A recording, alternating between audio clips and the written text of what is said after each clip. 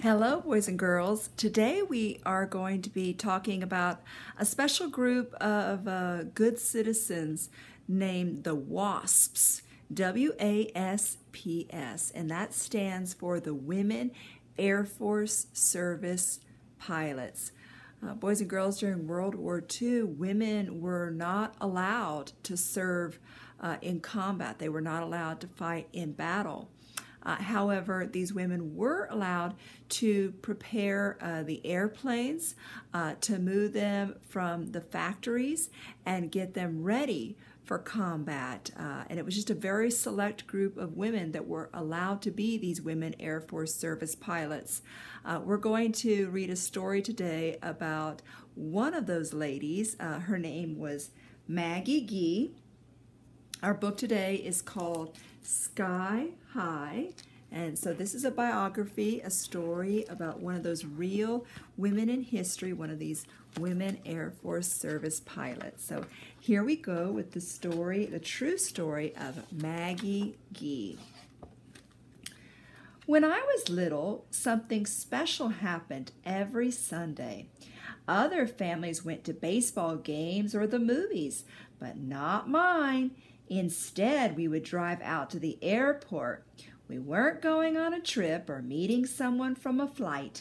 We went to watch the airplanes. For us, nothing could be as exciting as watching the planes take off. We loved how they bumped clumsily along the runway, only to suddenly leap up, break free from the ground, and soar away, far away, until the black speck of the plane disappeared. My brothers, sisters, and I would lick our only on Sunday lollipops and tip our heads back, letting the roar of the engines fill our ears. I loved how the vibrations echoed in my bones. Just being there, being part of it all, made me feel big and powerful.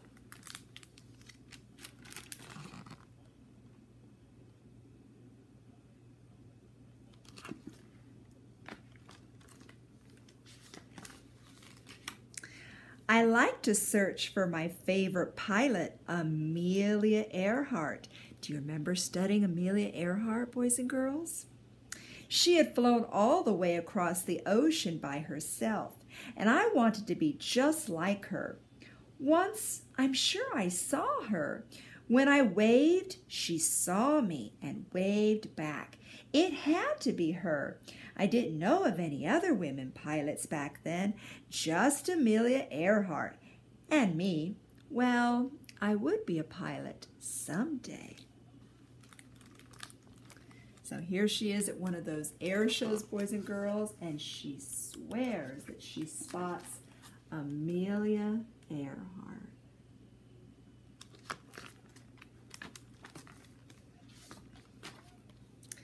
I told my brothers and sisters stories of how I would fly across the oceans, over deserts, and around the world. I described flying around the Eiffel Tower, tracing the line of the Great Wall of China from the air, looping over the pyramids. "Will you take me with you?" Lucy, my youngest sister, begged. "No, me," demanded my brother James. "I'll take all of you," I said, "if you pay me with one Sunday lollipop." It was a high price, I knew, but flying in an airplane, that would be worth it.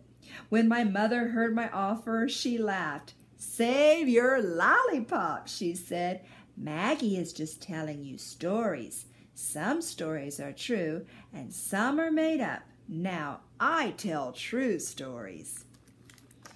Her mother is not quite believing, boys and girls, that she will be a pilot someday.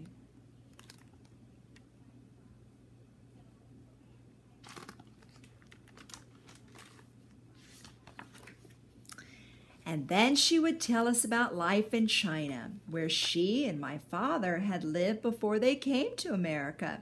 She talked about fetching water from a well when it was so cold that the ice had to be broken before she could dip in her bucket.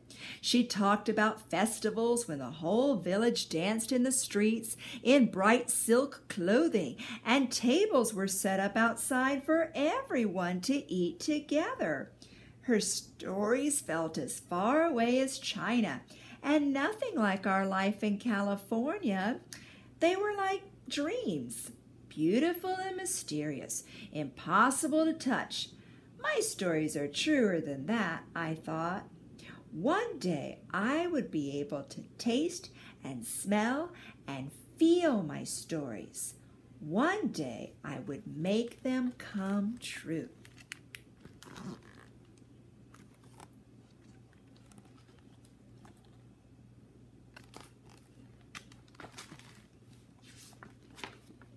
When Grandmother heard my story, she said, "I tell stories that are already true, not yet to be true." Sometimes she would tell us about China like my mother did, but mostly she told stories about the farm she and Grandfather had here. She told of bad luck weather and shriveled crops and good luck weather and rich harvests.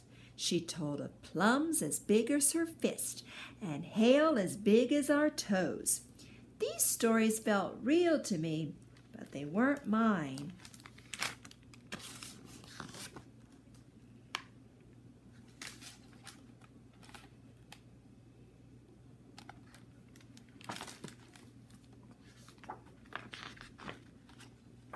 Many Sundays passed, and now we were too old for lollipops. I didn't tell stories anymore, but I still dreamed of flying.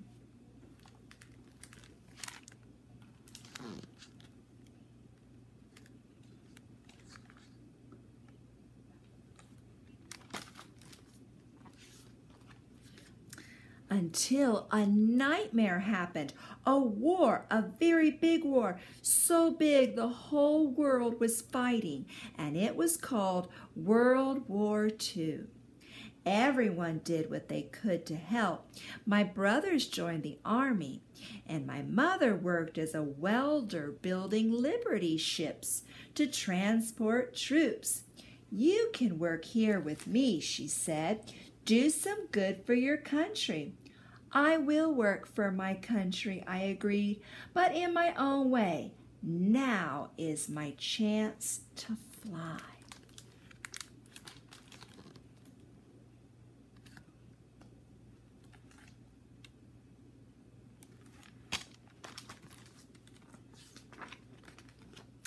I had read about a group of women called the WASP, or Women Airforce Service Pilots. They flew planes on training missions and ferried bombers to military bases. I knew right away that I wanted to join them.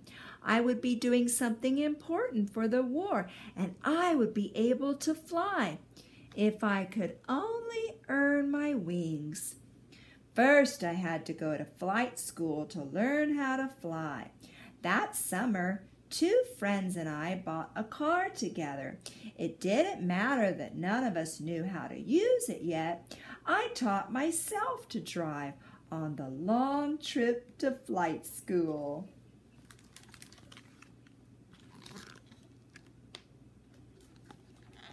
Boys and girls, we can tell what a determined lady Maggie Gee was. She is not letting go of this dream to fly. Isn't that awesome? The first time I got to fly alone, to solo, was just as I had imagined. The earth rolled beneath me, green and yellow and brown, and I was free in the clouds as fields and barns rushed by under me. I thought of Grandmother's stories of her farm. My grandparents had worked such land. Now here I was, high above, plowing the air.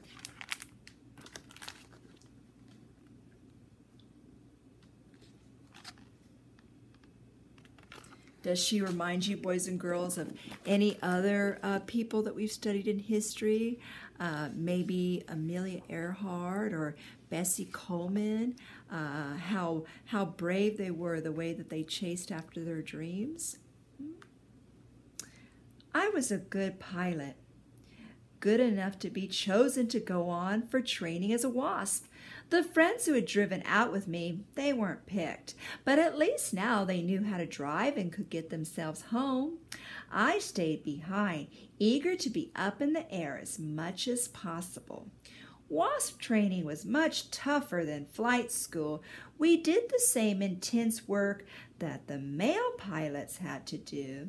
I learned to parachute and make emergency landings.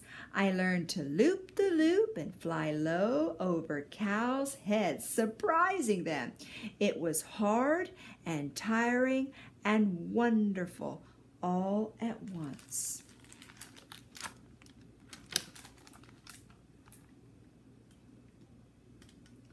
Remember, boys and girls, that women like Maggie were not allowed to fight in World War II, but they had a very important job nonetheless to get these planes ready for combat.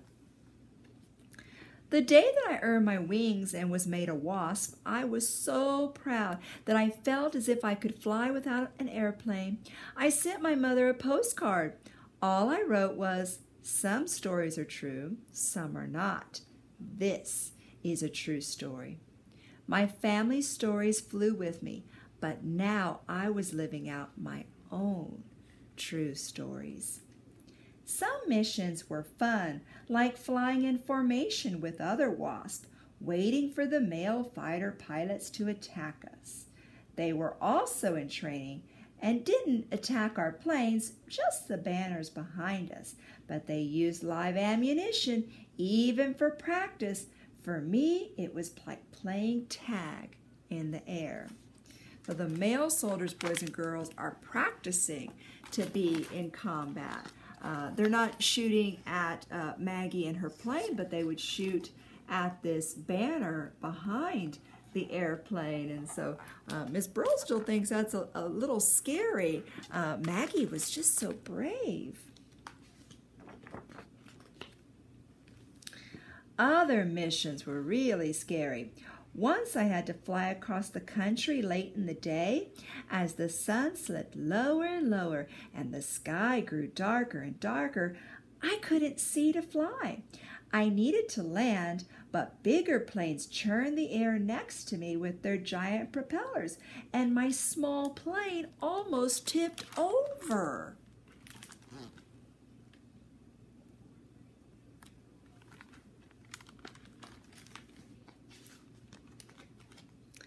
I landed all right, but I did bump into another plane on the runway. The other pilot and I both stepped out on shaky legs to see if the planes were okay. When the pilot saw me, he tensed up and stared hard. There were plenty of other WASPs, so I knew that he wasn't surprised to see a woman climb from the cockpit, but he must have been startled to see an Asian face.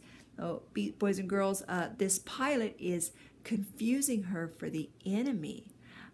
Remember that Maggie Gee is of Chinese descent, so he is confusing her with the enemy.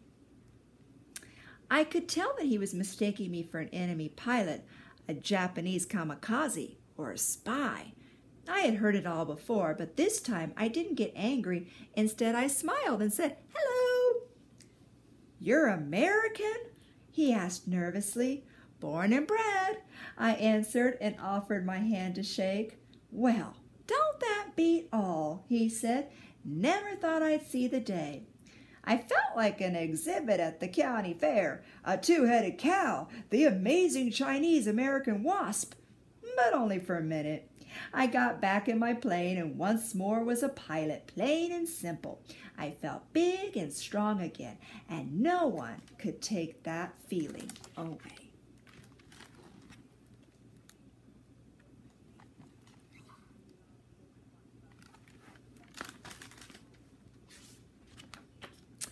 The days passed with me soaring high in the heavens, looping the loop and rolling for fun.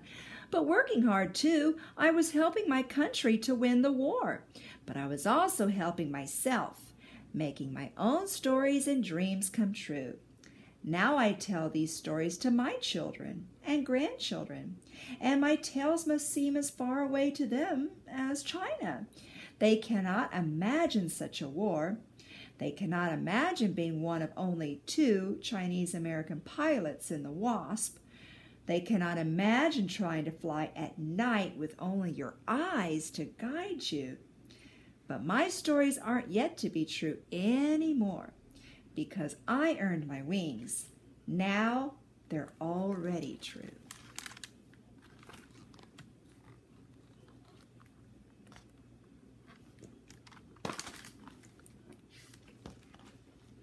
This is the real Maggie Gee, boys and girls, right there. So I think we have a lot to learn from Maggie, boys and girls, learning to always go after our dreams and know that it will be hard work. But if we keep at it, we can achieve those dreams. I hope you enjoyed the story of Maggie Gee, and let's keep learning about this very special group of women, these Women Air Force Service Pilots that made a huge contribution during World War II. Even though they weren't allowed to serve in combat, they still did a very important job. Bye-bye, boys and girls.